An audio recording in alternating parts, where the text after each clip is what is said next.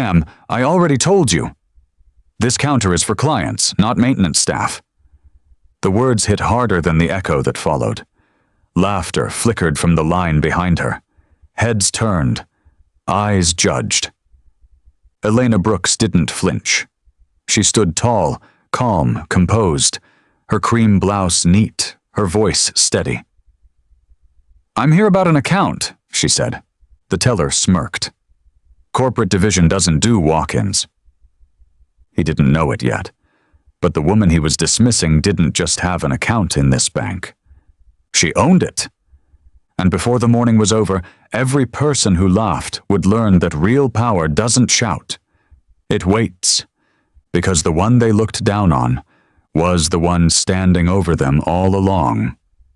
This is Hidden Black Echoes, where the stories of struggles are told, the rise and the voice of those the world tried to silence.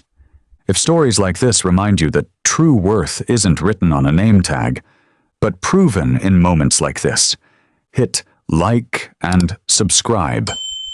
Because in the next few minutes, you'll see how one quiet woman turned humiliation into history and left an entire boardroom speechless. "Next," the teller said, looking past Elena to the next person in line. Elena didn't move. Her tone stayed polite. "You haven't even checked my name." The man sighed dramatically, waving over a colleague. "Lydia, could you please handle this? I don't have time for—" He didn't finish the sentence. He didn't need to. Everyone around understood what he meant. Lydia, the younger receptionist, hesitated. She looked embarrassed but followed orders anyway. "Ma'am, maybe if you wait near the side chairs, someone can help you later." Elena studied her face, saw the discomfort there, and gave a small, understanding nod. "All right." She stepped aside, standing near the marble pillar by the entrance. The bank floor gleamed under her reflection, a cathedral of wealth and quiet judgment. Polished shoes, designer watches, eyes that never looked too long at anyone who didn't fit. 5 minutes passed. Then 10. Each time Elena tried to approach again, the manager intercepted her. Mr. Dalton. Silver hair, stiff posture, and the kind of smile that wasn't really a smile at all. "I've told you," he said, voice low enough for others to hear. "This isn't the place for account requests. There's a service branch down on Maple Avenue. They'll help you there." Elena's gaze didn't waver. "I'm not here for a personal account. This is regarding a corporate transfer." Dalton gave a quiet chuckle. "Corporate? Right. And which corporation might that be?" "Elbrook Holdings," she said evenly. That earned a small laugh from one of the clerks nearby. Dalton grinned. "Elbrook Holdings? The same one that owns majority shares in this bank?" "That Elbrook?" "Yes," Elena said. "That one." The laughter grew. Customers nearby started whispering. The idea seemed absurd. This woman standing alone without an entourage, claiming to represent a billion-dollar firm. Dalton leaned across the counter. "Ma'am, if you're trying to scam or name-drop your way into a private account, I'd advise against it. We record everything here." Elena's expression didn't change. "I know you do." Her calm unnerved him. "Do you now?" "I do," she said softly. "Because your compliance officer reports to me." That silenced him for a beat, but he quickly brushed it off with a scoff. "Right. And I'm the King of England." Lydia's hands tightened on her keyboard. "Mr. Dalton, maybe we should—" "Quiet," he snapped. "If she wants to play CEO, let her play." He turned back to Elena, voice rising now. "You have 5 seconds to step away before I call security." Elena didn't move. She glanced around, at the cameras, the marble walls, the people pretending not to watch. Then she smiled, the smallest, calmest smile imaginable. You might want to double-check the name on that holding account before you do. Dalton's jaw clenched. I've had enough. He motioned to a guard across the lobby. Officer, please escort this woman out. The guard started walking over, heavy footsteps echoing across the floor. Elena reached into her bag, pulled out her phone, and made a single call. Her tone didn't rise above a whisper. Yes, it's Elena Brooks. I'm at the downtown branch. She paused. No need for security. I'll handle it from here. The guard stopped mid-step. Dalton frowned. Who exactly are you calling? Elena slid her phone back into her bag. You'll find out soon. Her voice was almost kind when she said it. Not defiant, not angry. Just inevitable. Across the lobby, Lydia's computer chimed. She turned pale as she stared at her screen. Her voice was a whisper. Mr. Dalton. What? He snapped. It's her, she said. She's on the executive registry. CEO of Elbrook Holdings. Dalton froze. The air shifted. Whispers rippled through the room. Elena's gaze didn't move. You were saying something about calling security? No one answered. For a long, breathless moment, no one moved. The only sound in the entire lobby was the rhythmic click of the clock above the teller desks. Mr. Dalton's face drained of color as Lydia slowly turned her monitor toward him. There it was, the name glowing on the corporate registry, Elena Brooks, Chief Executive Officer, Elbrook Holdings. He blinked, reading it twice as if it might change. It didn't. Elena stood calmly, arms folded, the picture of control. She didn't need to say another word. Every second that passed was its own quiet judgment. Lydia spoke first, her voice trembling. Mr. Dalton. I can see that, he snapped, his arrogance cracking into fear. The guard near the door froze halfway through his approach. Customers started whispering, phones discreetly raised, recording. It was already too late. Humiliation had turned into spectacle. Dalton cleared his throat, forcing a brittle laugh. Ms. Brooks, I think there's been some misunderstanding. There hasn't, she interrupted softly. You made yourself very clear. Her tone wasn't angry. It was worse, steady, composed, and deeply disappointed. Dalton's words stumbled. If we'd known who you were, of course. You would have behaved differently, Elena asked. That's the problem. His mouth opened, then closed again. He didn't have an answer. Before he could recover, the double glass doors swung open. A man in a gray suit strode in, flanked by two assistants, Mr. Grant, the regional director. His presence shifted the energy immediately. He scanned the room. Where is she? Elena raised a hand slightly.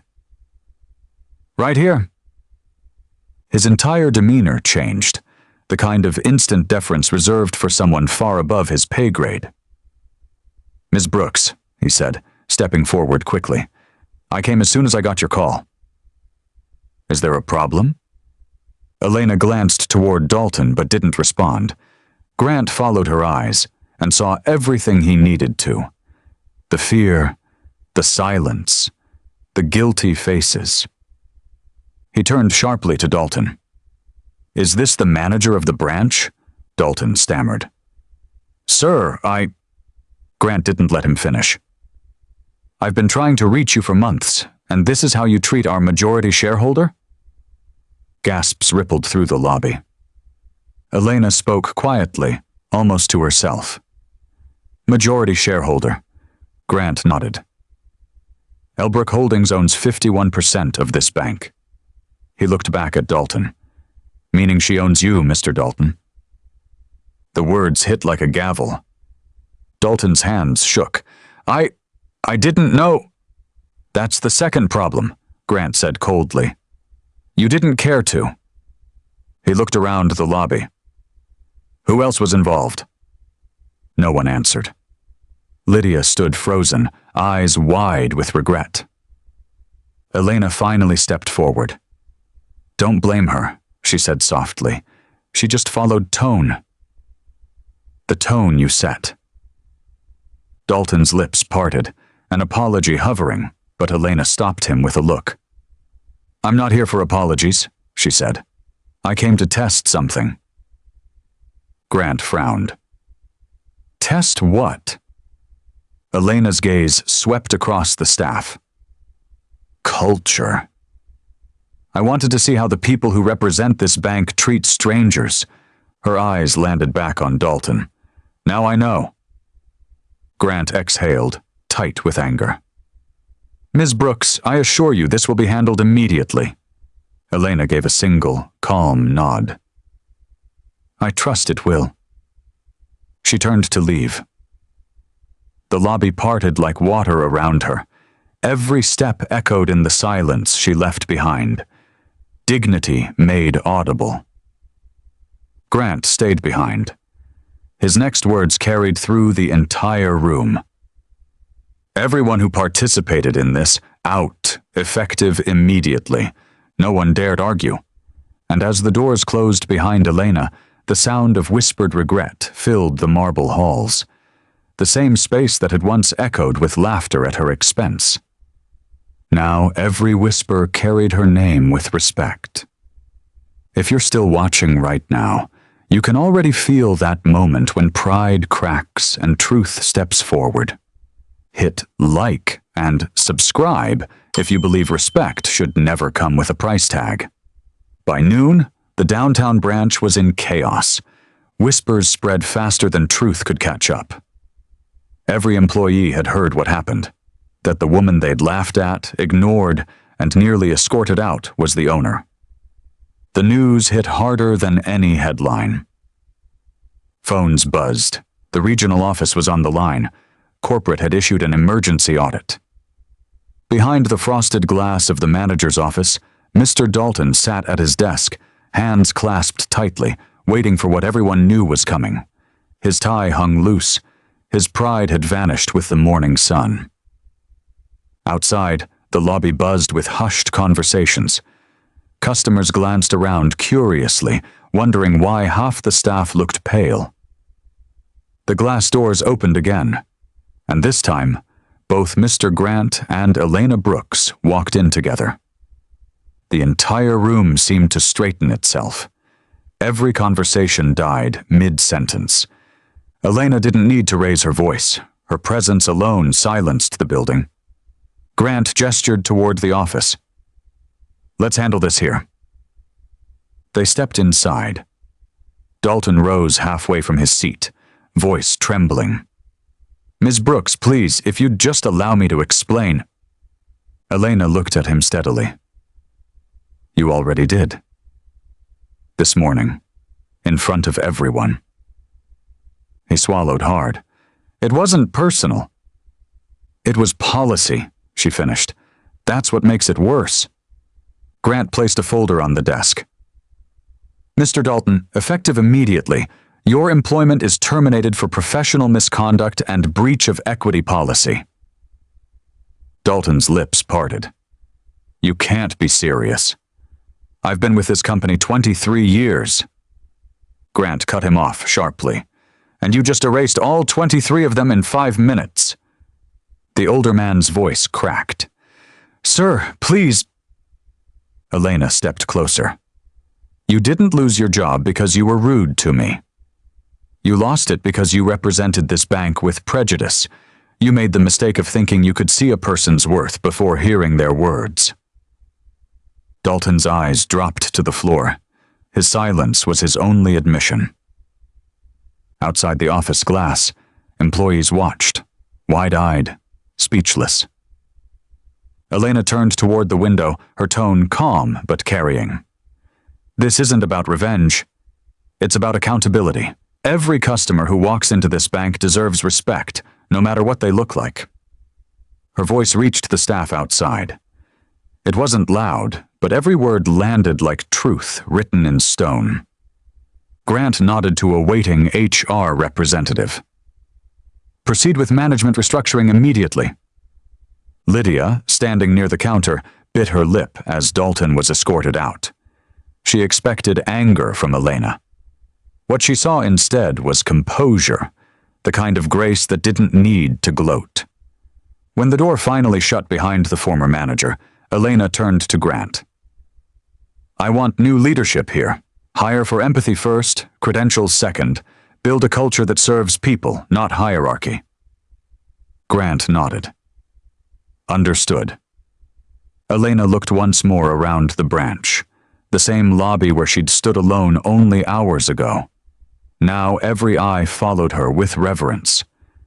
She exhaled quietly. Let this branch remember today. Not because someone got fired, but because they learned who they were speaking to. A human being.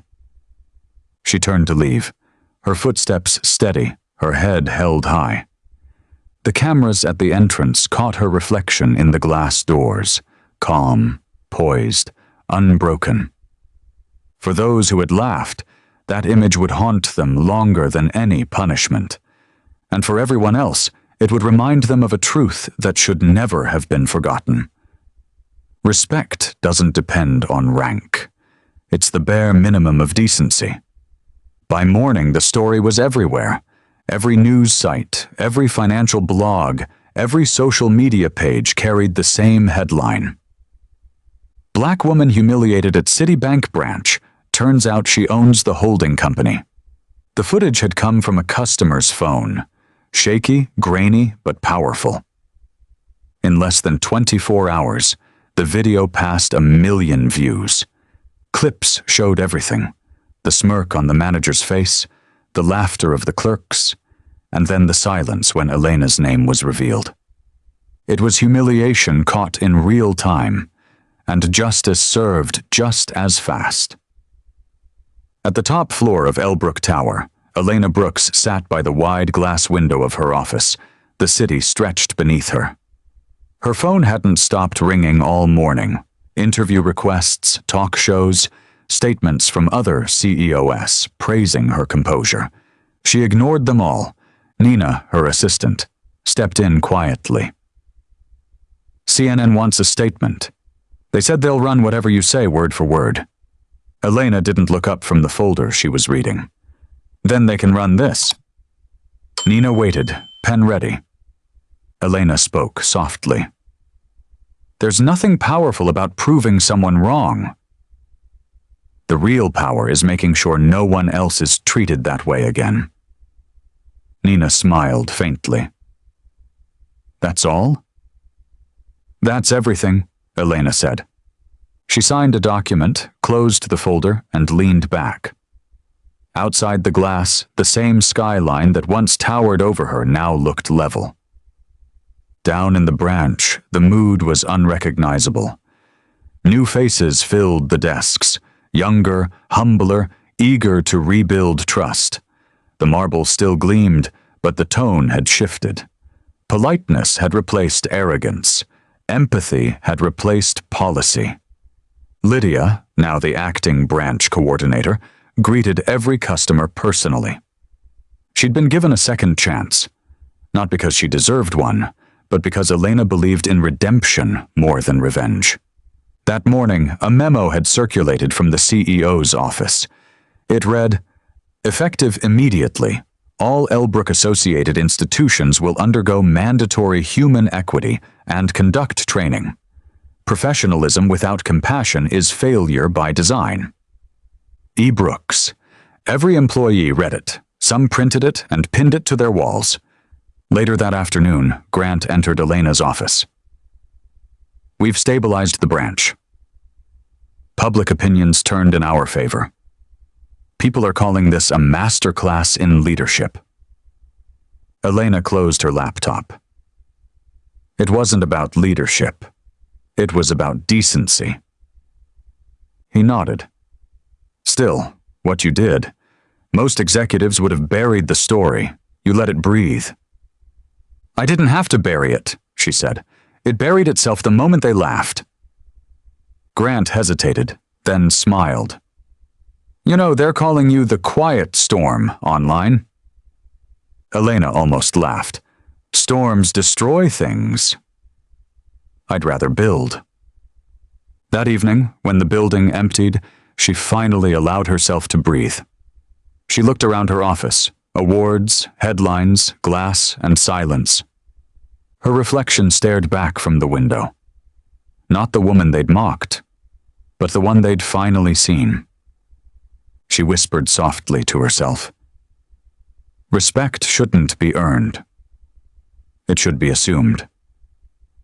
The city lights flickered back at her, as if agreeing. 3 weeks later, the downtown branch looked the same. Marble floors, glass doors, the faint scent of coffee and paper. But the energy was completely different. Customers smiled. Employees stood when elders walked in. The word respect was no longer a slogan. It was policy written into the walls. At exactly 10 in the morning, the glass doors opened, and Elena Brooks stepped inside. No entourage, no cameras, just her. The hum of voices softened to silence as people noticed. Then, slowly, staff began to straighten, faces turning toward her with quiet reverence. Lydia, now the official branch manager, approached nervously. Ms. Brooks, we weren't expecting... Elena smiled gently. Good. I came to see what change looks like when no one's watching. Lydia nodded, her eyes bright. We're trying, ma'am. I can see that, Elena said. The difference isn't in the systems. It's in the tone. She walked through the lobby, her heels clicking softly against the marble. Every corner told a story of reform. Clearer signage, friendlier greetings, and a new warmth that didn't exist before. When she reached the main counter, an older woman in a wheelchair waited patiently to be served. A young clerk hurried over to assist her, smiling warmly. Elena watched that moment, the smallest gesture of dignity, and felt a rare peace settle in her chest. This was why she hadn't shouted that day, why she hadn't demanded an apology or revenge. Change, she knew, never came from anger. It came from example. Lydia handed her a document to sign, the branch's renewal approval. Elena glanced over it, then paused at the bottom. Next to her signature line was an inscription engraved into the page. Integrity is silent power. She smiled. Who added that? Lydia grinned shyly. We did. The staff voted on it. Elena signed her name with a calm, deliberate stroke. Then it stays. She handed the folder back. Keep doing what you're doing. Make this place one that listens first. Lydia nodded. We will. Elena turned to leave. At the door, she stopped and looked back one last time. Tell them, she said softly, respect isn't customer service, it's character. Then she stepped into the sunlight, her reflection dissolving into the glass behind her, leaving only her name on the marble plaque near the entrance. Elena Brooks, founder, Elbrook Holdings. A reminder that grace doesn't whisper for attention. It commands it by being unshakably calm. If stories like this remind you that dignity has nothing to do with titles, uniforms, or class, hit like and subscribe, so you never miss the next story where quiet strength turns judgment into regret, and respect finds its way home.